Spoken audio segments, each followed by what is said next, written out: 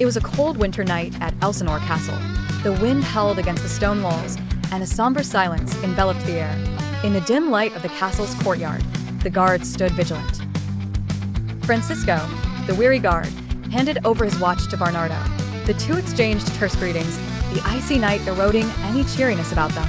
Their conversation was sparse, as every snap of a twig or the rustle of leaves seemed to hold an ominous weight.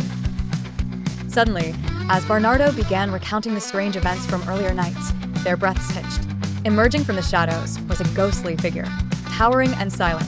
It bore an uncanny resemblance to the late King Hamlet. Beside them, Horatio, a scholar and skeptic, stood agape at the sight, unable to rationalize what he was witnessing. "By heaven, I charge these feet," exclaimed Horatio, his voice quaking with a mixture of fear and awe. But the apparition remained as silent as the graveyard.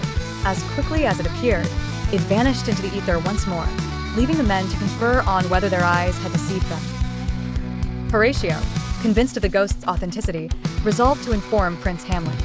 He believed the prince alone might coax the specter into words. The following morning, the court at Elsinore was aglow with candles and regal decor, but the air held an undercurrent of unspoken tension. King Claudius sat upon the throne, Gertrude beside him, the air still humming from their whispered conversations.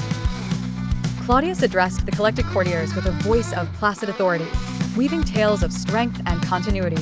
But within the assembly stood Prince Hamlet, the late king's son, conspicuously withdrawn. His attire of mourning black reflected his inner turmoil, his heart heavy with grief. He could scarcely acknowledge his mother's hasty marriage to Claudius. A sorrowful storm swirled within him, one that rued loss and betrayal. Not far from the royal assembly, Laertes spoke carefully to his sister, Ophelia. He spoke of protection, warning her of Hamlet's alluring gestures that Laertes believed to be fleeting affections ignited by the passions of youth. Not to be outdone, their father, Polonius, provided Laertes with a litany of advice for his journey to France, touching on the virtues of prudence and caution in a foreign land.